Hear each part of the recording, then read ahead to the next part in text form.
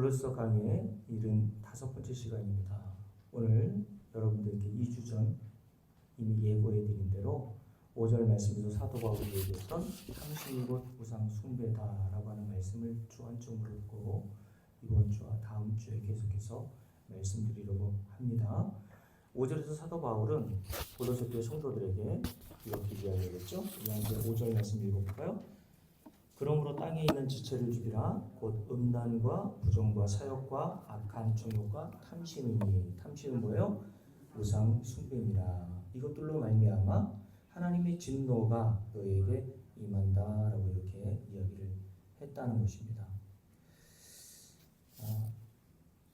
사도 바울은 골로새서 잘하는 서신에서만 우상 숭배의 문제를 이렇게 거론하고 지적한 것이 아니라 우상의 도시였던 고린도라고 하는 도시에 살다가 예수를 믿고 고린도 교회 안으로 들어온 고린도 교회 성도들에게도 이렇게 얘기했습니다. 제가 읽어드릴게요. 고린도전서 6장 9절과 11절 말씀입니다. 불의한 자가 하나님의 나라를 유혹으로 받지 못할 줄을 알지 못하느냐. 미혹을 받지 말라.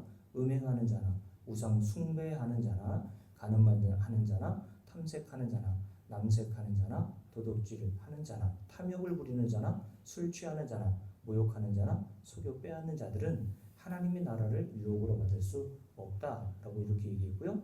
에베소 교회 성도들에게 쓴 편지인 에베소 5장도 한번 볼까요? 가까우니까 한번 살펴봅니다. 에베소 5장에서 에베소 교회 성도들에게 사도 바울이 이렇게 이야기를 했습니다. 5장 5절입니다.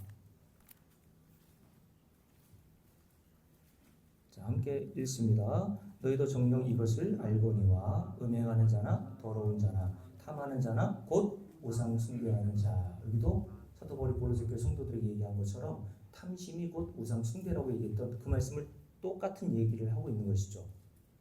그죠? 5절에서 탐하는 자 곧 우상 숭배하는 자다라고 이렇게 이야기를 하면서 다 그리스도와 하나님의 나라에서 기업을 얻지 못한다라고 말씀을 했다는 것이죠. 자, 계시록 22장 15절에서도 찾아보진 않고 제가 읽어드릴게요. 사도 요한은 환상 가운데 이런 말씀을 들었습니다. 제가 읽어드립니다. 계시록 22장 15절 개들과 점술가들과 음행하는 자들과 살인자들과 우상 숭배자들과 및 거짓말을 좋아하며 지어내는 자는 다 성박 하나님 나라에 있게 되겠다라고 말씀하셨다. 그러면 여러분께 물을게요. 많은 사람들이 골로새서 3장 말씀, 에베소서 5장 말씀, 그리고 계시록 22장 말씀을 딱 들으면 대부분 어떻게 받아들이고 이해합니까? 우리가 지켜야 할 하나님의 명령으로 받아들이게 되죠. 그래서 전에는 우리가 그렇게 우상 숭배하고 살았지만 그래서 하나님으로부터 진노를 받아 마땅한 일을 한 자지만 이제는 하나님의 진노를 받지 않기 위해서라도 또 하나님 나라에 들어가기 위해서라도 탐심이나 우상 숭배와 같은 일은 앞으로 절대 하지 말아야겠다라고 하는 식으로 가르침을 받고 또 그 가르침으로 동료를 받아 그렇게 다짐하기도 한단 말이죠. 여러분, 성경을 이런 식으로 인간이 지켜야 할 하나님의 명령이나 의무 규정으로 이해하여 보는 것은 인간으로서는 당연합니다. 왜냐하면 인간이 가진 육신의 눈으로는 성경이 다 그렇게 보이기 때문에 그렇다라고 말씀을 이미 드렸죠. 여러분들이 거듭나지 않은 상태, 성령이 임하지 않은 상태에서 성경을 보게 되면요. 모든 성경이 다 하나님이 주신 지켜야 될 명령, 의무 규정으로 보인단 말입니다. 예를 들어 신명기 30장 말씀을 한번 살펴봅니다. 신명기 30장 한번 볼까요? 신명기 30장에 보면 모세가 이제 곧 가나안 땅, 하나님이 약속하신 땅인 가나안 땅에 들어가게 될 이스라엘 백성들을 모아놓고 마지막 고별 설교하면서 하는 내용이 기록되어 있습니다. 이것은 모세의 개인적인 의견이 아니라 모세는 하나님의 말씀을 받아 전달한 전달자에 불과한 거죠. 그러니까 모세의 말은 곧 하나님의 말씀인 거예요. 자, 30장에서 하나님께서 모세를 통해서 곧 가나안 땅에 들어갈 이스라엘 백성들에게 뭐라고 말씀하셨는지 한번 보자는 거죠. 함께 읽습니다. 30장 15절 한번 읽어볼게요. 함께 읽습니다. 보라, 내가 오늘 무엇을 생명과 복과 사망과 화를 내 앞에 두었다라고 이렇게 이야기를 하신단 말이죠. 그리고 19절도 볼게요. 내가 오늘 하늘과 땅을 불러 너에게 증거를 삼노라. 하늘과 땅은 증인의 역할을 한다는 겁니다. 하나님께서 하늘과 땅을 이 말씀을 하신 하나님의 증인의 역할로서 말씀하신 거예요. 왜냐하면 하늘과 땅은 변함이 없지 않습니까? 그런 의도로 보시면 되는데 뭐라고 말씀하십니까? 19절 내가 생명과 사망과 복과 저주를 네 앞에 두었은즉. 그러니까 너는 뭐하래요? 너와 내 자손이 살기 위하여. 그러니까 생명을 얻고 복을 위하여, 복을 얻기 위하여 뭐를 택해요? 생명과 복을 택하고 라고 이야기를 했단 말이죠. 그러면 무엇이 하나님 앞에서 이스라엘 백성들이 생명과 복을 얻고 무엇을 하는 것이 사망과 화, 저주를 얻는 길이라고 말씀하셨냐면 16절 말씀 보십시오. 16절 보면 첫 단어가 곧이라고 되어 있죠. 곧이라는 것은 15절의 말씀을 풀어서 설명해 준다 이렇게 보시면 돼요. 그러니까 네가 생명과 복을 얻고 사망과 화를 네 앞에 두었는데 네가 생명과 복을 얻으려면 요걸 해야 돼 라고 하시는 말씀이에요. 뭐라고 말씀하시냐면 함께 읽습니다. 곧 내가 오늘 내게 명령하여 내 하나님 여호와를 사랑하고 그 모든 길로 행하여 그의 명령과 규례와 법도를 지키라 하는 요것이다 라고 말씀하세요. 그래서 그 뒤에 보면 약속이 주어지죠. 그리하면 네가 생존하며 생명을 얻는다라고 하는 약속이 주어지고 네가 가서 차지할 땅에서 복을 주실 것이다 라고 말씀을 하셨단 말입니다. 그러니까 너는 생명과 복을 얻으려면 뭘 하라는 거예요? 16절 네 하나님 여호와를 어떻게 하고? 사랑하고. 그럼 네 하나님 여호와를 사랑하는 것이 추상적이잖아요. 그럼 구체적으로 하나님 사랑하는 게 뭐냐? 내가 알려줄게. 그 뒤에 뭐라고 말씀하셨냐면 하나님이 명령하신 모든 길로 행하여 그의 명령과 규례와 법도를 지키는 거야.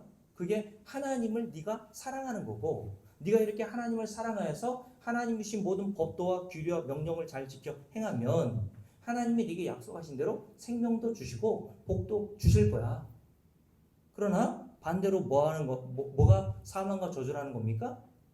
요거 하지 않으면 하나님 주신 명령과 계명과 규례 요거 지키지 않고 하나님을 사랑하지 않으면 너희들은 사망과 저주를 받게 될 거야 라고 말씀하신 겁니다. 그러면서 이스라엘 백성들이 모세를 통해서 뭐 하라고요? 너는 그러니까 생명과 복을 얻기 위해서 요거 택하고 살아 라고 말씀하신 겁니다.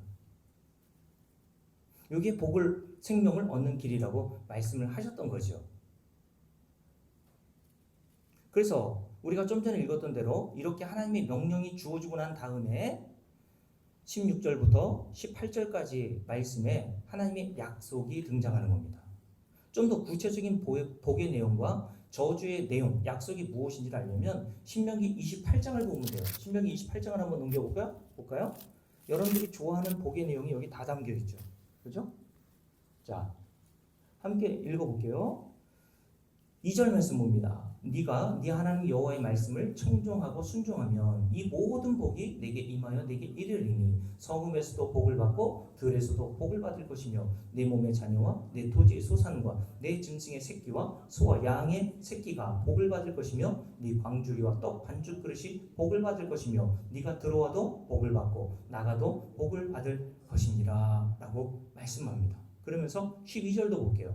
여호와께서 너를 위하여 하늘의 아름다운 보고를 여시사 내 땅에 때를 따라 뭘 주세요? 비를 내리시고 내 손으로 하는 모든 일에 복을 주시니 네가 많은 민족에게 꾸어질지라도 너는 꾸지 아니할 것이요 여호와께서 너를 머리가 되고 꼬리가 되지 않게 하시며 위에만 있고 아래에 있지 않게 하시리니 오직 너는 그러므로 내가 오늘 내게 명령하는 네 하나님 여호와의 명령을 듣고 지켜 행하며 내가 오늘 너에게 명령하는 그 말씀을 떠나 좌로나 우로나 치우치지 아니하고 다른 신을 따라 섬기지 아니하면 이와 같은 복을 얻는다 라고 말씀하셨다는 겁니다. 요런 여러분을 좋아하잖아요. 그죠? 들어가도 복 나와도 복. 우리 자녀들은 항상 어디에 있길 원해요? 위에만 있고 아래에 있지 않고 머리가 되고 꼬리가 되지 않는 그런 복을 달라고 여러분들 연초가 되면 부모들이 자녀들을 위해서 이런 기도하러 기도원에 자주 갔잖아요. 안 그렇습니까? 그러면 그 뒤에는 어떤 내용이 나오냐면 20절 말씀 보세요. 함께 읽습니다. 네가 악을 행하여, 악은 뭡니까? 하나님이 명령하신 대로 행하지 않는 게 악이잖아요. 그게 하나님을 사랑하지 않는 거란 말입니다. 이렇게 네가 악을 행하여 그를 잊음으로 네 손으로 하는 모든 일에 여호와께서 뭘 주세요? 저주와 혼란과 책망을 내리사 망하며 속히 파멸하게 하실 것이며. 그리고 21절부터 쭉 읽어보면 복에 대한 약속보다 저주에 대한 약속이 무려 3배 이상 길어요. 근데 우리는 복에 대한 내용만 딱 잘라서 너희들 이렇게 살면 하나님이 이 복을 주신다고 약속하셨으니까 너희들이 이 복을 얻기 위해서는 뭐 해야 된다고요, 여러분? 하나님의 명령과 계명과 규례를 지켜. 그게 하나님이 너에게 약속하신 가나안 땅에서 장구하게 번성하며 복을 얻는 길이야. 그 말씀만 이해하고 그 말씀만 듣고 그렇게 기억한단 말이죠. 그러나 다시 말씀드리지만 이런 복의 내용은 보다 훨씬 저주의 내용이 3배 이상 길다니까 여러분. 그것도 하나님 말씀이잖아요. 근데. 그러니까 하나님께서 복과 저주를 쫙 설명하고 나신 다음에 모세를 통해 이 말씀하신 거예요. 네가 생명과 복을 얻으려면 내가 앞에서 설명한 요 내용 있지. 하나님의 명령과 규례와 법도대로 잘 지켜 행해. 그러면 하나님이 너에게 약속하신 대로 약속하신 그 하나님은 신실하시기 때문에 약속을 변개치 않는단 말입니다. 그 약속대로 네가 복을 받고 생명을 얻게 될 거야. 라고 하신 거란 말이죠.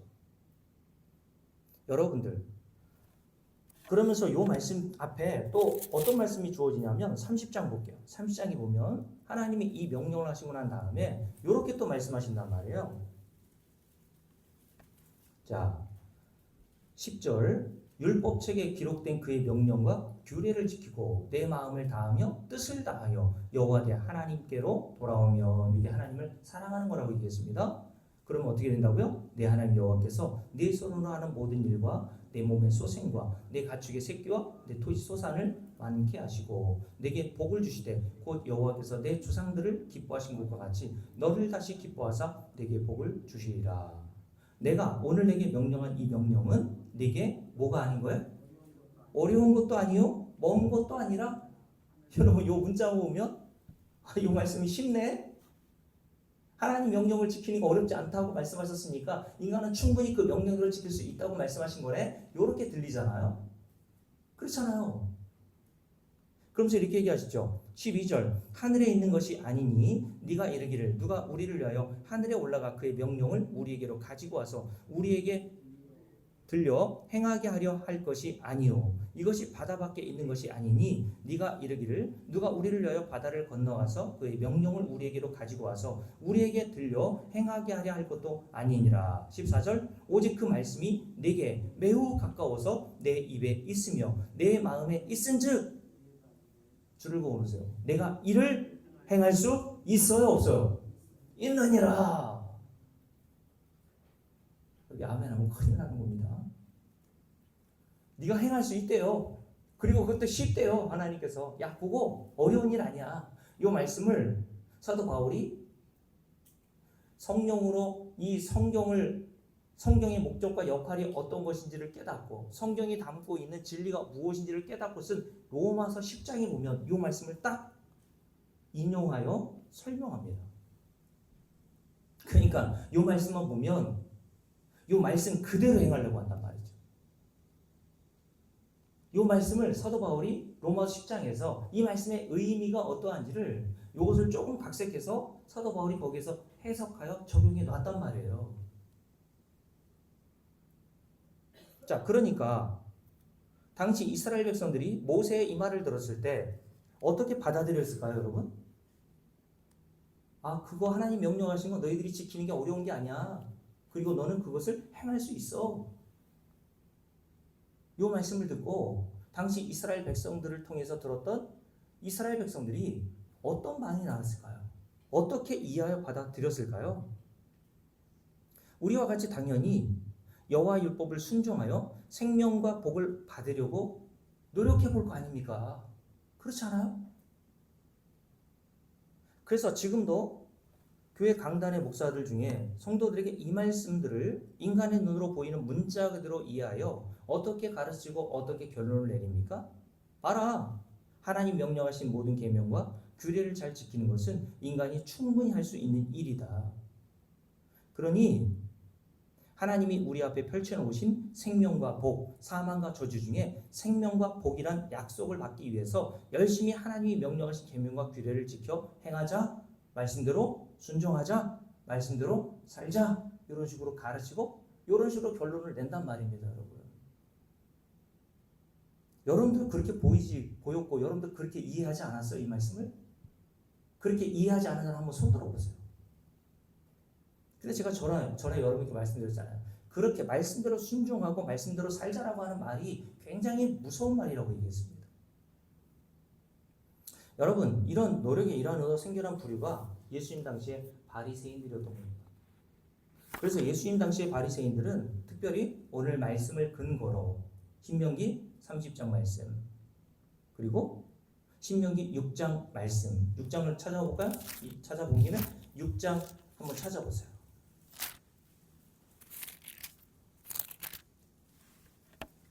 자, 신명기 6장 볼까요? 24절 봅니다. 함께 읽습니다. 여호와께서 우리에게 이 모든 규례를 지키라 명령하셨으니 이는 우리가 우리 하나님 여호와를 경외하며 항상 복을 누리게 하기 위하심이라.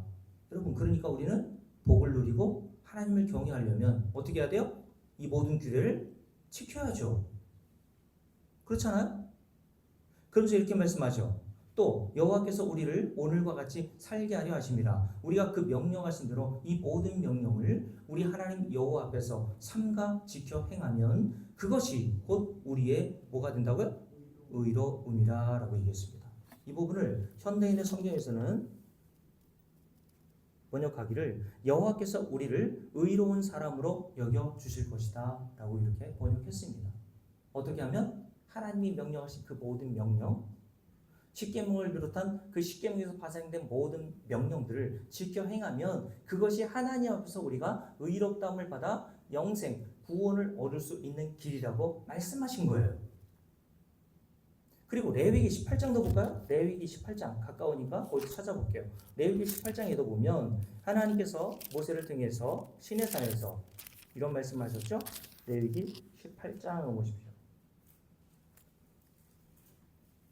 자, 4절 5절 함께 읽습니다. 너희는 내 법도를 따르며 내 규례를 지켜 그대로 행하라. 나는 너희와 너희의 하나님 여호와이니라. 너희는 내 규례와 법도를 지키라. 사람이 이를 행하면 약속을 주셨죠. 그로 말미암아 살리라, 영생, 구원, 생명을 얻게 될 거야 라고 말씀하십니다. 뭐를 행하면? 이렇게 행하면, 하나님이신 명령대로 잘 지켜 행하면 너희들은 그것으로 말미암아 영생, 생명, 구원을 얻게 되고 복도 함께 얻게 될 거라고 말씀을 하셨단 말이죠. 그래서 이 말씀을 근거로 바리새인들은 열심히 하나님의 율법대로 행해 보려고 노력했던 겁니다. 율법을 다른 어떤 유대인들보다 철저하게 지키려고 힘을 기울였던 거예요. 그래서 우리가 자주 살펴보는 누가복음 18장에 기록되어 있는 바리새인과 세리의 비유에 등장한 한번 바리새인을 한번 생각해 보세요. 바리새인이 성전에 나와서 뭐라고 이야기를 합니까? 나는 다른 사람들, 곧 토색, 불의, 간음을 하는 자들과 같지 아니하고. 이게 무슨 말입니까? 나는 토색하거나 불의를 행하거나 간음을 행한 적이 한 번도 없습니다. 십계명에 보면 간음에 대한 얘기, 살인에 대한 얘기, 도둑질에 대한 얘기 나오잖아요. 나 그거 아니 없어요, 하나님. 나 그 계명을 어렸을 때부터 철저하게 잘 지켰습니다 라고 이야기를 한 겁니다. 그러면서 그 뒤에 이렇게 얘기했어요. 이 세리와도 같지 아니함을 감사하나이다. 이 세리는 죄인의 대명사죠. 이 죄인의 대명사 세리는 토색도 했고 불의도 행하고 간음도 행하고 하나님이 하지 말라는 모든 계명을 다 어겼어요 라고 고자질하는 겁니다. 나는 근데 저 세리와는 질적으로 다른 사람이에요. 그래서 바리새인은 이런 세리와는 같이 겸상하지도 않았고 같은 성전에서 앉지도 않았단 말입니다, 여러분.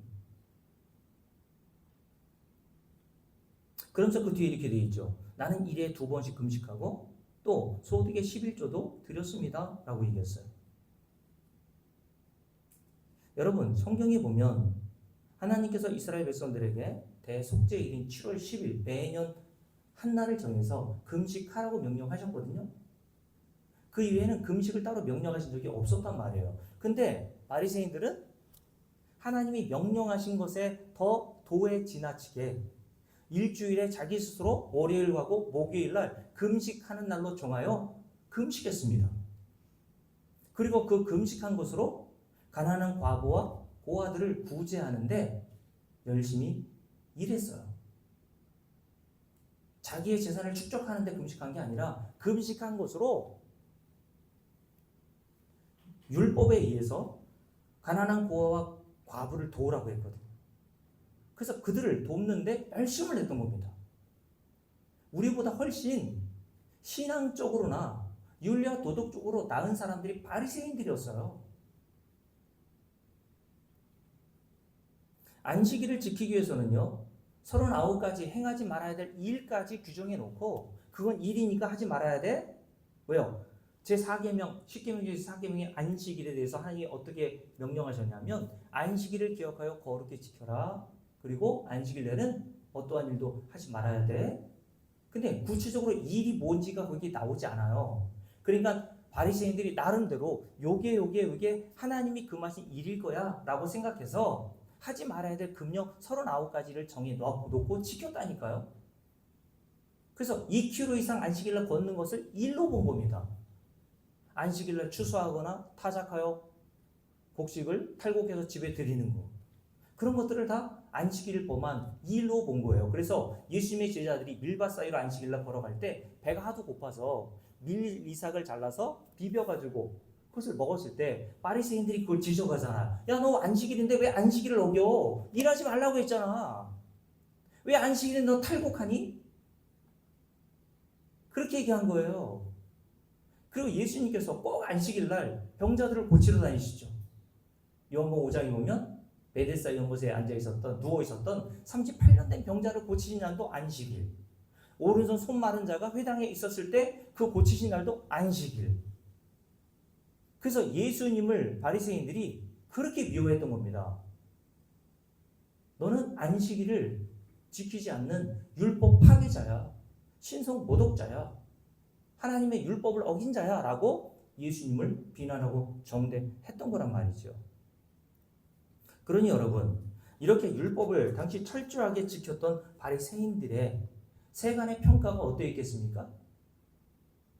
교회에 이런 자들이 있으면 여러분들 그런 사람들을 뭐라고 평가해요? 믿음 좋은 사람이라고 판단하고 평가할 거 아닙니까? 그렇지 않아요? 그런 사람들이 우리에게 거의 없어서 그렇지. 당연히 그런 사람들을 유대인들이 볼 때에 자기들이 도저히 흉내낼 수 없는 지경에까지 율법을 순종하려고 그렇게 애를 쓰니까 그런 바리새인들이 얼마나 대단해 보이고 존경스럽게 생각했겠어요.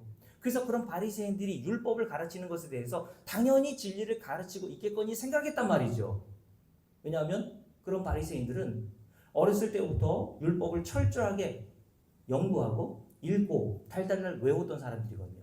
그런 사람들이 당시 유대인들이 봤을 때는 당연히 하나님의 진리를 잘 알고 우리에게 그 진리를 가르쳐 준다고 생각했던 거예요. 그래서 바리새인들이 당시 유대인들에게 이 말씀을 근거로 해서 신명기 30장, 신명기 6장, 레위기 18장의 말씀을 근거로 해서 문자가 가르치는 대로 가르친 겁니다. 너 이렇게 행해.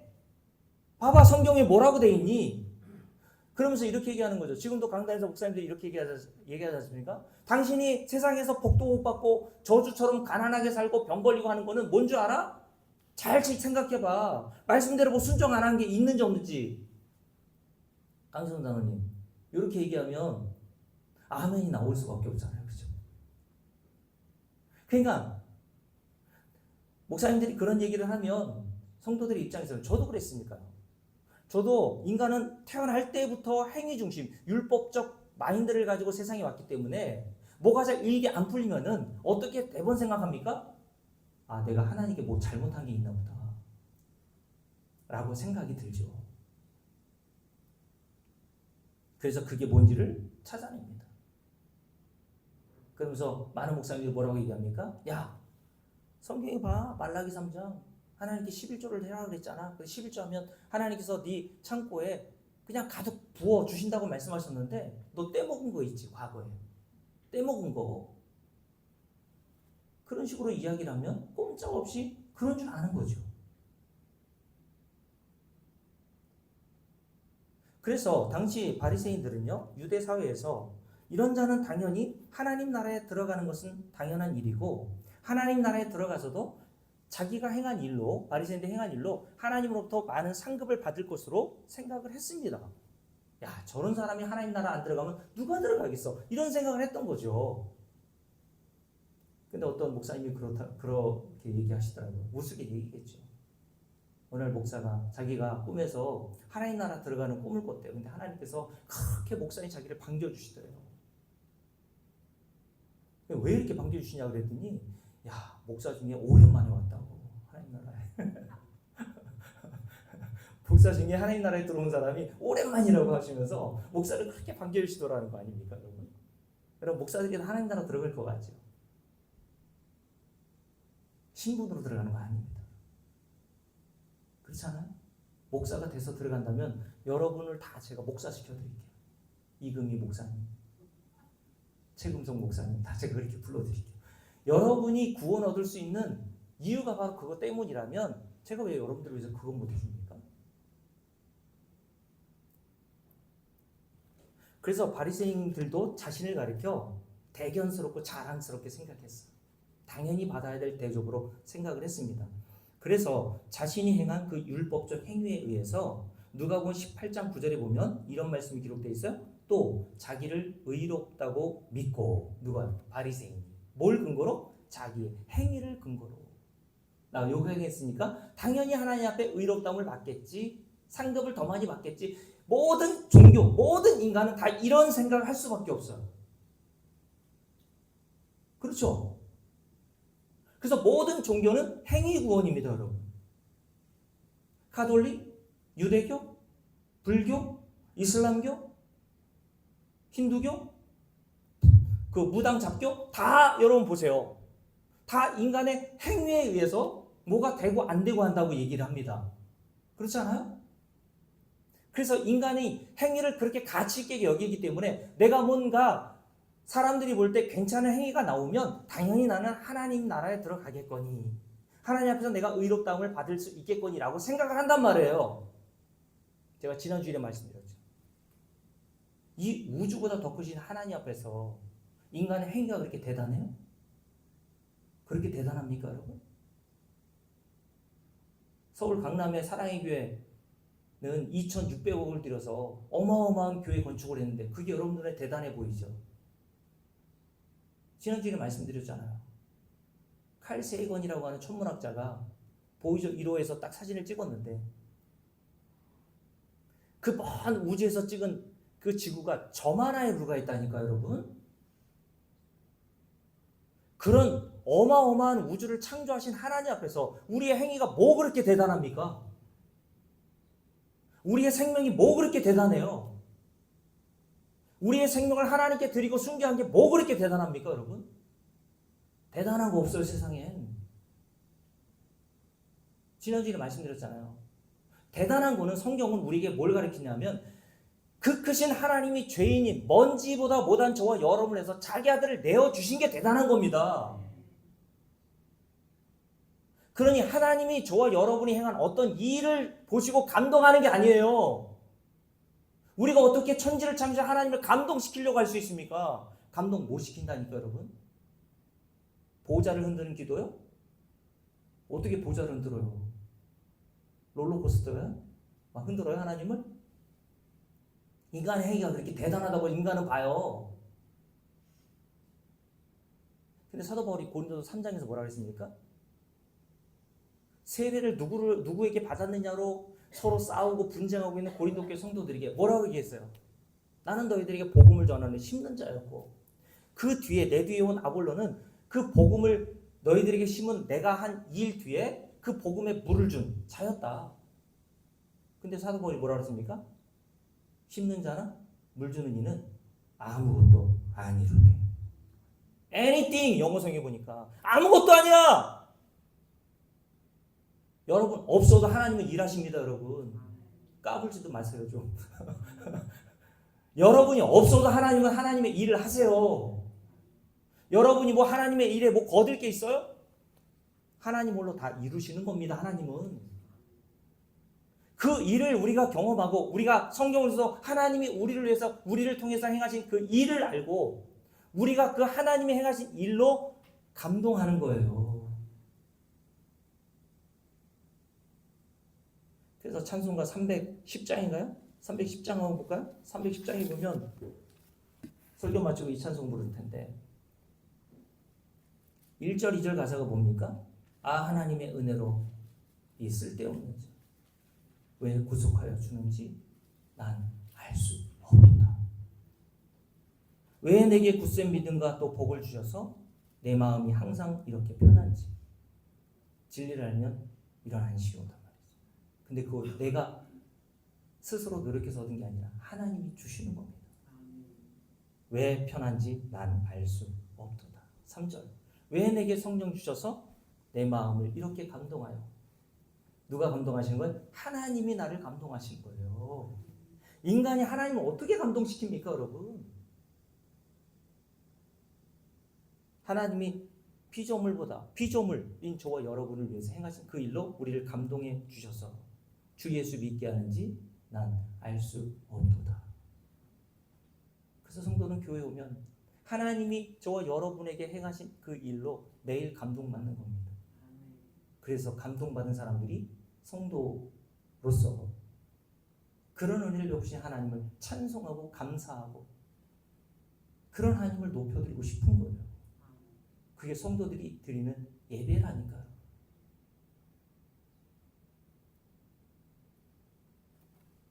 이렇게 자신을 행위를 높이고 그게 인간의 본성이라 그랬죠. 인간은 행위를 자꾸 대단하게 생각해요. 가치 여겨요. 그래서 뭘 행하면 막 비석 세워놓고 막 이름 새겨놓고 막 그러잖아요, 여러분.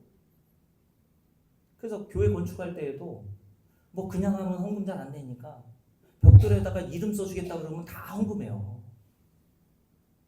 제가 전에 말씀드렸잖아요. 공주대학 가보세요, 여러분. 저 교대 가보면 그 현관 앞에 명판이 있는데요. 명판의 크기가 다 달라요.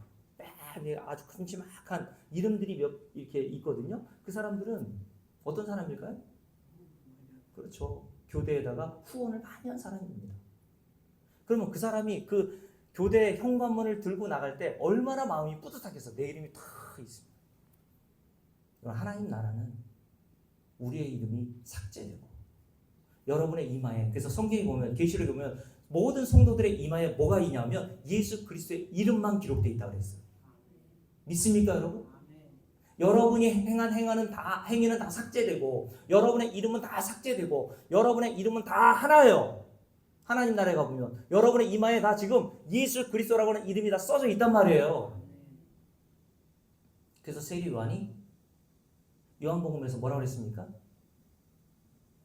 세리 요한의 제자들이 자기 스승인 세리 요한에게 와서 아니 새롭게 나타난 스승인 예수에게 당신의 제자가 떠나가서 우리 그 회원들 제자들이 이렇게 많이 떠나가가지고 별로 없는데요? 그랬더니 세리 요한이 뭐라고 합니까? 더 열심히 모아야지 그런 게 아니라 주는 흥하여야 하겠고 나는 점점 가면 갈수록 쇠하여져야 하리라 라고 말씀하셨어요. 이게 성도의 삶이라니까 여러분.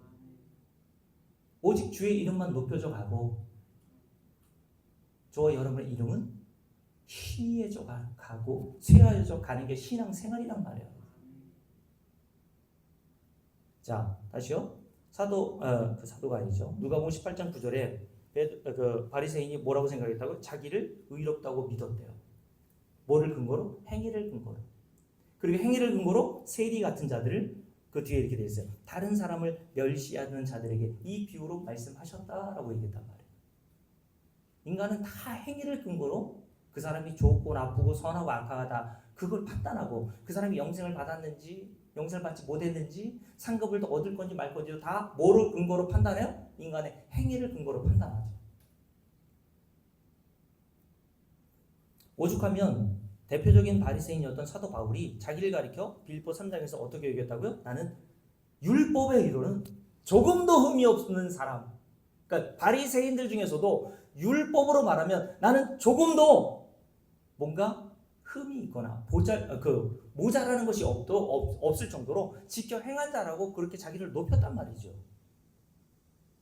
그래서 당연히 사도 바울도 이런 자신은 하나님 나라에 당연히 들어간 거고 하나님의 일을 한 자로서 당연히 하나님께 큰 상급을 받겠지라고 생각을 했던 겁니다, 여러분.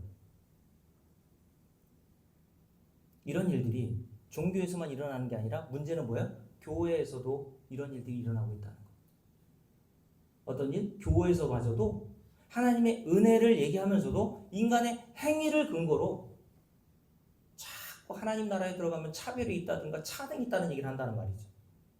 골로새 3장 11절에 뭐라 그랬습니까? 우리가 어떤 일을 하든 수구다인이든 야만인이든 유대인이든 이방인들이든 다 뭐가 없대요? 차별이 있을 수 없다고 하잖아요. 근데 왜 인간은 그 차별 없다는 말을 싫어합니까? 그럼 내가 행한 건 뭐야? 이거죠. 내가 지금까지 했던 그 일은 뭐지 그러면? 차별이 없으면? 화가 나는 겁니다. 그래서 포도원 품꾼의 비유를 마태복음 20장에서 주님께서 행하신 거예요. 제일 승질냈던 사람이 누구예요? 가장 먼저 와가지고 12시간 동안 포도원에 들어가서 뼈 빠지게 고생했던 사람들이 머리 들고 항의하잖아요. 아니 고작 1시간 일한 사람하고 포도원에 들어가서 아침 새벽부터 나와서 12시간 일한 우리하고 어떻게 똑같이 대접합니까? 왜 어떻게 차별이 없어요? 그때 주인이 뭐라고 하나 그럽니까? 니들의 말이 일리가 있다야. 이게 자본주의 세상, 이 세상에 살고 있는 마귀의 사상이라니까 여러분. 차등이 있어야 된다. 차별이 있어야 된다. 근데 주인이 뭐라 그랬어요?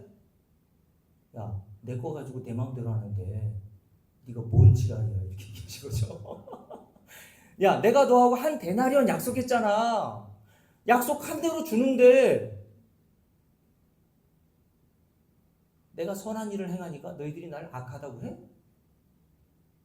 무슨 말입니까? 너희들이 포도원에 들어와서 일하기 전에 너희들이 진짜 포도원에 들어와서 일할 수 있는 자격과 조건이 있었어? 없었잖아. 내가 너희들을 살려주기 위해서. 아무도 포도원에 써주는 사람이 없어가지고 쫄쫄 굶고 있고 네 자식 새끼들 다 죽고 있는 그 환경이 너무 불쌍해서 일할 줄도 모르고 오히려 포도원에 들어오면 방해만 되는 손해만 되는 너를 들여와서 일하라고 널 부른 게 아니라 내가 너에게 생명 한 데나리온을 주려고 불렀더니 너희들이 이제 나한테 시위하면서 차별해달라고 이야기를 할 수 있어? 한 데나리온이나 가지고 가. 이것이 성경이 뭐라고 되냐면 이것이 나의 뜻이야. 무슨 말입니까? 차별 없이 하나님께서 구원받은 강도나 순교했던 사도 바울이나 차별 없이 은혜로 구원해 주시는 게 하나님의 뜻인 거야. 강도도 은혜로 구원받았고 사도 바울 너도 순교했지만 은혜로 받은 거잖아. 그 순교는 누가 믿게 한 거니? 갈라디아서 5장 뭐라 그랬습니까?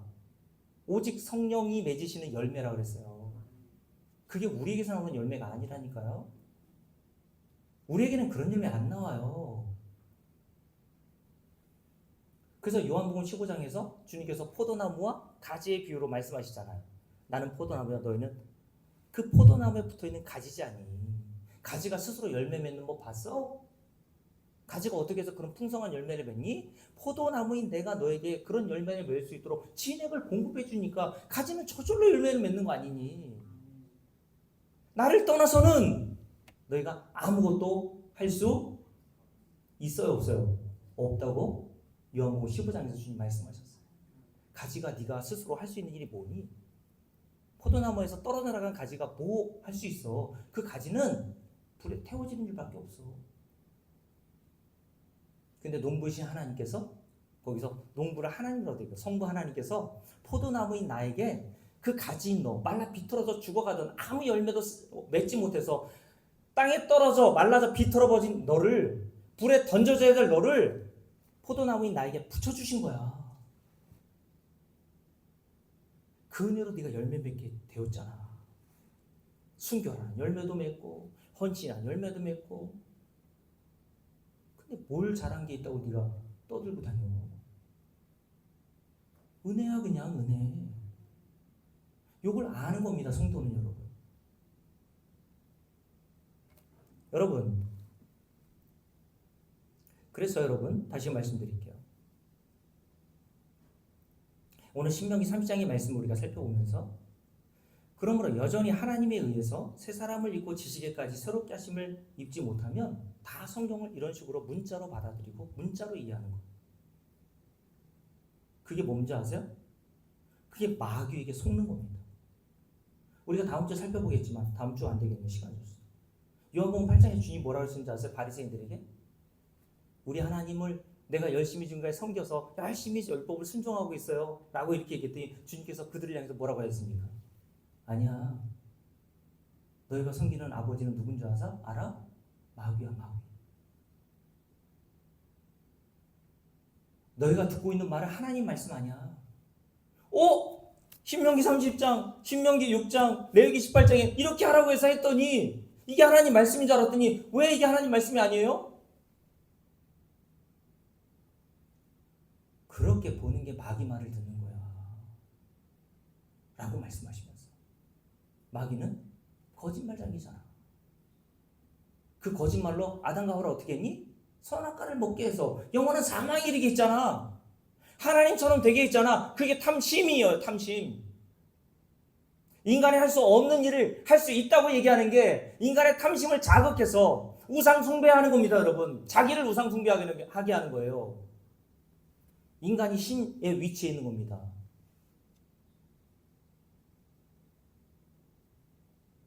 그걸 알아먹으라고 하나님이 율법을 주셨는데 인간은 문자를 보고 쉬운 거네. 신명기 30장 어렵지 않다고 하셨네. 할 수 있다고 하셨네. 하지 뭐. 그게 마귀에게 속는 거라니까 여러분. 아담과 하와도 우리보다 훨씬 완전한 상태였음에도 불구하고 그 마귀의 거짓말에 속았어요. 그래 저와 여러분은 오죽하겠습니까? 속을 수밖에 없고요. 이미 인간은 태어날 때부터 마귀에게 완전히 종속되어서 마귀가 속이고 거짓말하는 대로 그것이 진리인 것처럼 믿고 살아갑니다. 인간은. 거기에서 벗어날 수가 없다니까요. 그래서 사도 바울이 디도서 3장에서 자신을 가리켜 뭐라고 했는지 아십니까? 우리 수요일날 한번 살펴봤는데 수요일에 오지 못하신 분들이 많으니까 디도서 3장을 볼게요. 디도서 3장을 보세요. 자, 사도 바울은 제가 좀 전에 말씀드렸던 것처럼 자신은 율법을 잘 순종해서 하나님을 사랑한 자, 순종한 자로 생각했어요. 그죠? 근데 거듭나고 보니 성경을 다시 읽어보니 자기는 어떤 자로 안 겁니까?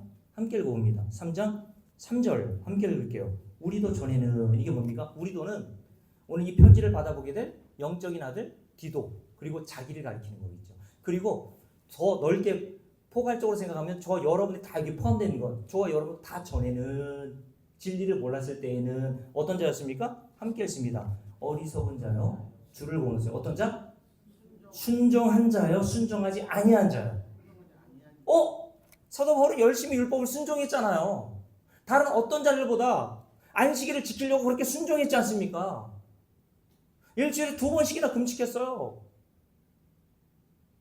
다른 어떤 자들보다 율법의 의로는 흠이 없다고 그렇게 자랑했던 사도 바울이 성령을 통해서 성경이 무엇을 담고 있는지 어떤 진리를 담고 있는지를 깨닫게 되니까 자기를 가리켜 어떤 자로 알아요? 나 순종하지 않았던 자였네? 그럼 뭡니까? 불순종했던 자라고 얘기하는 거예요. 거란 말이죠. 하나님이 순종하라는 것은 순종하지 않고 오히려 불순종하며 살았던 자라는 말입니다. 그러면서 뒤에 이 말씀의 줄을 빡빡 꺼놓으세요. 함께 읽습니다. 어떤 자? 어떤 자? 속은 자요. 나 속았었네. 속았었어. 그게 순종인 줄 알고 열심히 행했더니 그게 하나님의 일인 줄 알고 내가 열심히 행했더니 그게 하나님의 뜻인 줄 알고 열심히 행했더니 신명기 30장, 6장 그리고 레위기 18장의 말씀대로 그대로 이해하여서 열심히 그 순종을 해보려고 했었는데 그게 바로 내가 어떤 자였다는 거예요? 속은 자라는 것을 알았다는 거예요. 속았었네. 누구에게? 마귀에게. 속아서 한 일이 뭡니까? 열심히 율법대로 행한 거예요. 여러분, 이런 자가 지금 교회에 없을까요? 전 너무 많다고 봅니다. 근데 문제는 뭔지 아세요? 속는 줄도 모르고 그 일을 계속 향하고 있다는 거예요. 결국 사단이 아담과 하와를 속여 선악과를 먹게 하여, 선악과를 왜 먹었다고요? 하나님처럼 되라고. 어떤 게 하나님처럼 되는 겁니까? 그게 탐심이에요? 하나님만이 하실 수 있는 일을, 인간이 불가능하고 할 수 없는 일을 인간이 해보겠다고 나서는 게 탐심이고요. 그게 하나님 위치에서 자신을 하나님처럼 섬기는 겁니다, 여러분. 자기 행위를 가치게 여기는 거. 그게 우상숭배예요. 제가 말씀드렸잖아요. 복음은 우상숭배를 깨 부숩니다. 그냥 뭐 우상숭배라고 하니까 저 옛날에 그 TV에도 나왔는데 아주 오래된 얘기죠. 초등학교에 무슨 옛날엔 당구신상들 많았단 말입니다. 그래서 어떤 교인이 우상을 타파하고 척결해야 된다고 기도원과 같은 마음으로 그 학교에 세워진 당구신상을 다 깨부셨어요. 여러분, 그런 것만 우상숭배예요? 여러분의 행위를 가치 있게 여기고 하나님의 은혜보다 여러분의 행위가 더 가치 있게 보이는 것 자체가 탐심이 우상숭배인 겁니다. 마귀는 우리에게 뭘 하라고요? 탐심으로 우상숭배하게 만들어. 그래서 고린도서 3장에 뭐라 했습니까? 우리가 전에도 그렇게 살았잖아. 우리의 행위를 가치 있게 여기고 우리의 행위가 뭔가 구원의 보탬이 되고 상을 받는데 뭔가 보탬이 될 거라고 생각했었잖아. 그러나 이제 그 땅에 있는 지체를 버려라. 그러면서 고린도서 3장에 뭐라 했습니까? 서로 거짓말 좀 하지 마. 그랬잖아요. 골로새 교회 안에 누가 들어왔다 그랬습니까? 그런 거짓말하는 자들이 들어와서 예수 그리스도의 십자가의 복음을 덧붙여서 인간의 행위를 하라고 얘기한 겁니다. 율법 지켜.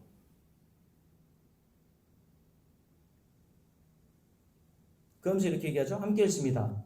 속은 자요, 여러 가지 정욕과 행락의 종로로 탄 자요, 여러 가지 정욕, 탐심. 헬라어로 에피도미아. 탐심에 이끌려 살았던 종로로 타던 자였다. 가증스러운 자요, 피차 미워하던 자였다. 그러면서 진리를 깨닫죠. 어떤 게 진리입니까? 성경의 진리? 4절 함께 읽습니다. 우리 구주 하나님이 하나님의 자비와 주를 빡빡 굴어라죠. 무엇으로 우리가 구원받습니까? 인간 행위는 제로.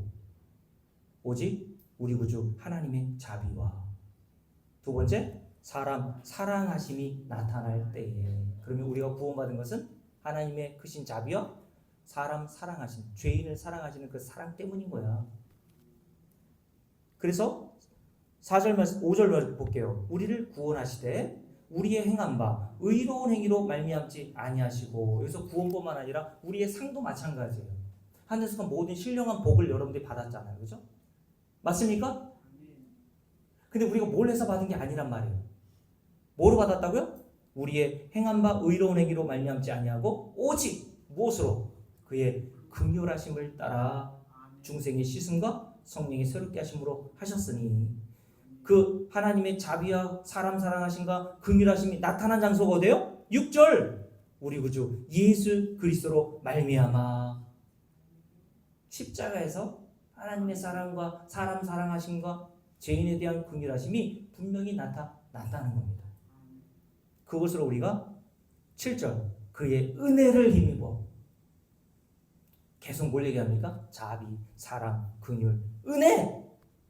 요거로 말미암아 힘입어 저와 여러분이 뭘 얻었어요? 의롭다 하심을 얻어. 여러분 레위기 18장에 5절에서 뭐라 그랬습니까? 너 이렇게 행해 그럼 너 의롭다함을 얻을 거야 라고 분명히 약속하셨잖아요. 근데 사도 바울은 이제 성령의 능력으로 말미암아 성경이 담고 있는 이 진리를 깨닫고 나니까 인간의 그런 율법 행함으로는 하나님의 의롭다함을 받을 수 없다는 진리를 깨닫고 우리가 그러면 어떻게 하나님 나라에 들어가서 의롭다함을 받고 영생을 얻을 수 있을까?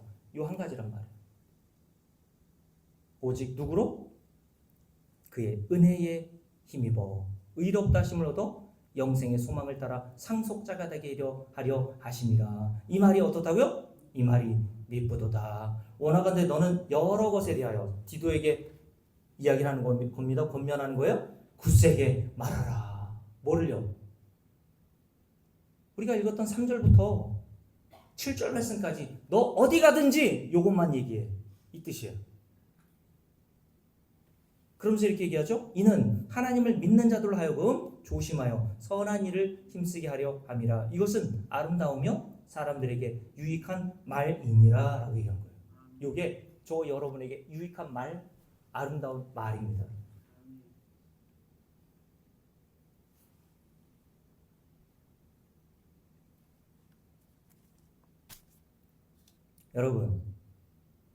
여러분이 이렇게 성경을 읽을 줄 모르고 그냥 문자 그대로 성경 전체가 담고 있는 진리를 알지 못한 채 뚜문뚜문 그냥 우리가 좀 전에 읽었던 신명기 레위기의 말씀처럼 구약은 이렇게 얘기하고 신약은 이렇게 얘기했는데 그럼 다른 건가? 충돌되나? 이렇게 생각하실 수 있지 않습니까? 그렇게까지 가는 것도 좋아요. 저는. 그 물음에 사도 바울이 갈라디아서 3장에서 이렇게 대답해 주죠. 갈라디아서 3장 볼게요. 갈라디아서 3장을 봅니다. 이렇게 질문할 수 있잖아요. 유대인들이. 야 그러면 레위기 18장을 봐. 그 약속은 뭐니? 율법 지키면 하나님께서 반드시 그 사람에게 의롭다함을 주시고 복을 얻는다고 말씀하셨잖아. 쉽다고 하셨잖아. 행할 수 있다고 하셨잖아. 그건 뭐니 그러면? 함께 읽어볼까요? 자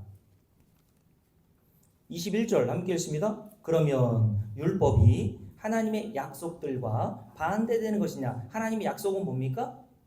아브라함에게 주신 약속 뭐예요? 14절 함께 읽습니다. 이는 그리스도 예수 안에서 아브라함의 복이 이방인에게 미치게 하고 또 우리로 하여금 믿음으로 말미암아 성령의 약속을 받게 하려 함이니라. 아브라함에게 하나님께서 약속하신 것 율법이 있기 전이었잖아요. 아브라함은 하나님께서 아브라함에 뭘 약속하셨어요? 네가 하나님을 믿으니 내가 그 믿음으로 너를 의롭게 한다라고 말씀하셨어요. 그게 약속이잖아요. 그러면 레위기 그 이후에 모세를 통해 주신 율법은 그런 아브라함에게 주신 그 약속과 다른 거냐? 이렇게 반문할 수 있단 말이죠. 그 반문을 이미 나올 것을 알고 사도 바울이 여기서 이렇게 얘기한 겁니다. 함께 읽어볼게요. 21절 결코 그럴 수 없느니라. 왜요? 만일 등이 어떻게 하는 살게 하는 율법을 주셨더라면 이거 중요하죠. 야, 네가 만약 율법을 행해서 의롭다함을 받을 걸 알고 하나님이 주셨다면 이런 뜻이에요. 의가 반드시 율법으로 말미암았을 거야. 근데 왜 하나님이 율법을 주셨니 그러면? 22절 함께 읽습니다. 그러나 성경이 모든 것을 죄 아래 가두어 뒀으니 이는 무엇을 하기 위해서? 예수 그리스도를 믿음으로 말미암는 그 약속, 믿음으로 말미암아서 죄인을 의롭다 해 주시겠다는 그 약속을 믿는 자들에게 주시기 위해서 율법을 주셨던 거야 라고 얘기한 거예요. 이게 율법의 용도예요. 그러면서 24절 말씀 봅니다. 함께 읽을게요. 이같이 율법의 역할입니다. 최종 율법의 역할 뭡니까? 저와 여러분을 항상 어디로 인도해야 합니까? 그리스도를 믿는 자리로 인도하는 초등교사, 옛날에는 몽학 선생이라고 했죠. 몽학 선생이 되어 뭐하게 하기 위해서 우리로 하여금 예수를 믿음으로 말미암아 의롭다함을 얻게 하려 함이라. 그래서 하나님이 너희들에게 율법을 주신 거야. 해봐. 되나 안 되나 한번 해봐라. 그게 되니 너희한테?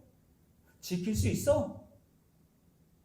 지켜서 너희들 스스로 의롭다함을 받고 영생과 복을 얻을 수 있다고 얘기하는 거야? 결코 그럴 수 없음을 알고 우리가 오직 영생을 얻고 하늘에서 간 신령한 복을 얻을 수 있는 비결은 하나님이 우리에게 제시하신 예수 그리스도의 십자가의 은혜를 믿는 길밖에 없구나. 이걸 깨달아 알게 하시기 위해서 성경을 우리에게 율법을 지켜보라고 주신 거란 말입니다. 여러분. 그러니 여러분 율법을 여러분들이 행할 때마다 여러분들이 어떤 자로 드러납니까? 어떤 자로 드러나요? 율법을 하나도 지키지 못하는 자신을 보게 되지 않습니까?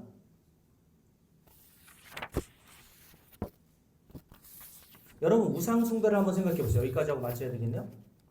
우상 숭배를 한번 생각해 보세요. 우상 숭배가 뭡니까, 여러분? 하나님이 아닌 대상을 하나님으로 알고 하나님처럼 열심히 사랑하고 섬기고 경배한 게 우상 숭배잖아요. 그렇잖아요? 1차적으로는. 그럼 여러분께 물을게요. 여러분은 지금까지 누구를 그렇게 열심히 사랑하고 열심히 섬기고 열심히 경배하고 살았습니까? 강경사님, 우상 숭배란 하나님 이외의 대상을 놓고 하나님처럼 열심히 사랑하고 섬기고 경배하는 게 우상 숭배라 그랬어요? 그럼 강경사님께 물을게요. 강경사님은 지금까지 살아오면서 누굴 이렇게 사랑하고 누굴 이렇게 섬기고 이렇게 경배하며 살았나요? 나 자신입니다. 안 그래요, 여러분? 그래서 여러분들이 가장 기분 나쁠 때가 언제예요? 하나님의 이름이 모독당할 때보다 어떨 때 가장 기분 나쁘고 기분 더러워요? 어떨 때? 여러분들이 자존심 상하는 말을 들었을 때. 아니에요? 하나님의 이름이 모독당하는 것도 좀 마음이 좀 아프고 그렇지만 내 이름이 모독당하고 내 자존심이 무너졌을 때 내 자존심에 상처를 주는 말을 상대방이 하면요, 나는 어떤 사람은 자살한다니까요. 그게 자기 사랑이에요. 하나님보다 자기를 인간은 이렇게 사랑한다니까, 여러분.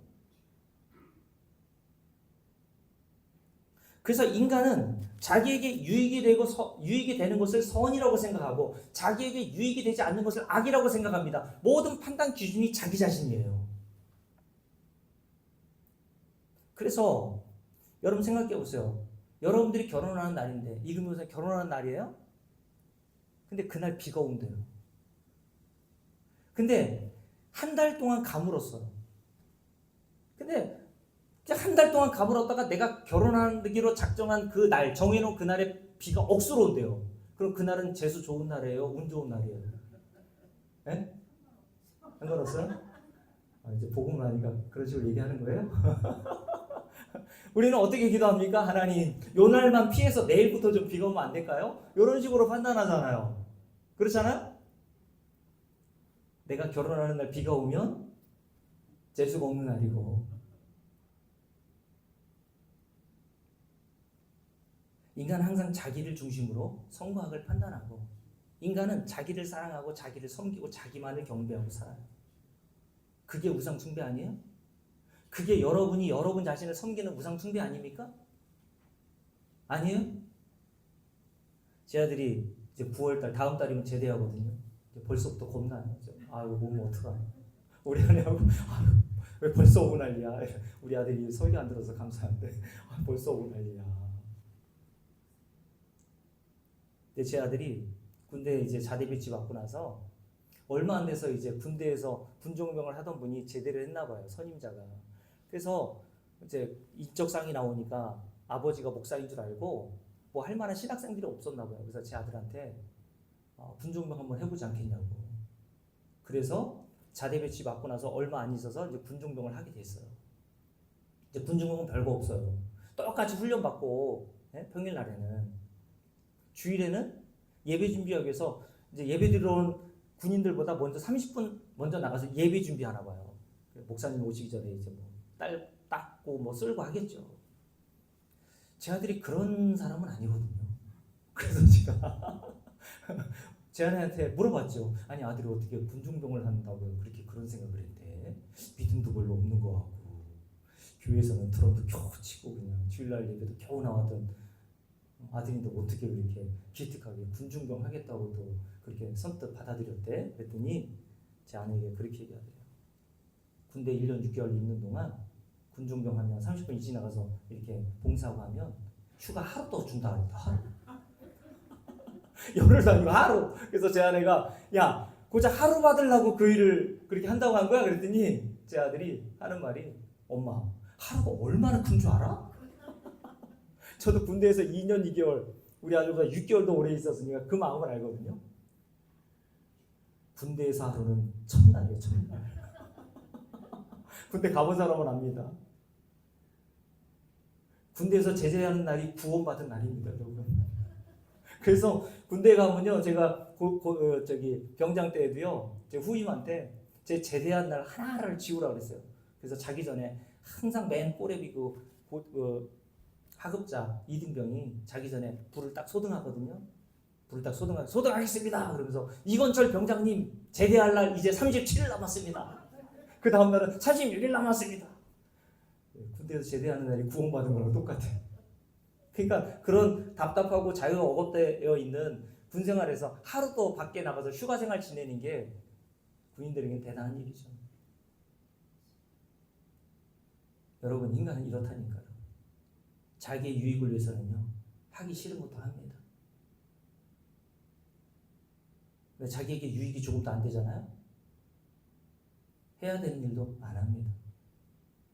여러분들 교회에서 생각해 보세요. 뭘 선택하고 뭘 결정할 때 진짜 남편의 반대, 자식들이 반대, 여러 가지 상황 때문에 그런 겁니까? 솔직히 좀 얘기해 주세요. 자기의 유익이 안 되니까 그런 거 아니에요?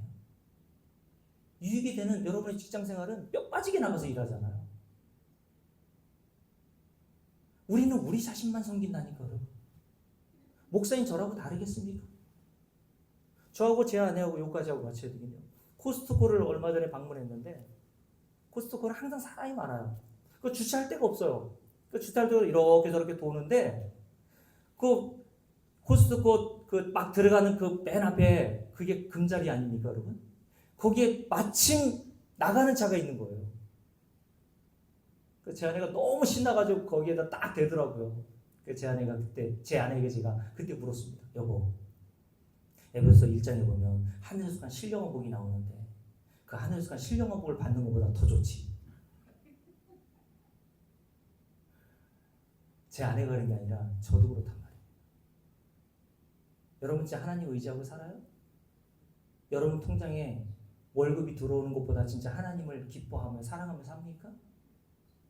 얼마 전에 들어온 민생지원금, 그거 우리에게 원래 없었던 거잖아요. 그걸 받아서 여러분 다 누굴 위한 계획을 가지고 사용합니까? 여러분, 골로새 3장에서 탐심 곧 우상 숭배라는 거는 다른 사람 얘기하는 게 아니에요. 저 여러분 얘기하는 겁니다. 그러니 골로새 3장에서 뭐라 했습니까? 이런 자들에게 하나님의 진노가 임한 줄은 너희들이 알지 않냐. 그런 진노에서 우리가 어떻게 구원받았습니까? 여전히 우리는 이 땅을 살면서 죽을 때까지 우리 자신만을 숨기며 살 거예요. 하나님의 진노를 받아 마땅한 자라는 사실을 이 성경을 통해서 우리에게 깨닫게 하셔서 우리를 어디로 가게 하세요? 율법은 너로 예수 그리스도께 인도하여 예수 그리스도의 자비와 사랑과 크신 긍휼로 말미암아 네가 그 자리에서 구원받았다는 진리를 깨닫게 하기 위해서 주신 거예요. 이 세상 삶이 다 그겁니다, 여러분. 그러니 여러분, 탐심과 우상 숭배라고 하니까 저 멀리 있나 보다 생각하지 마시고 여러분 자신이라는 사실을 알고 이런 자를 왜 구원해 주셨는가? 그게 진짜 감동 아닙니까, 여러분? 그 은혜를 깨닫고 그 은혜로 하나님을 찬송하게 되기를 주의 이름으로 축복합니다. 찬송가 310장 찬송합니다.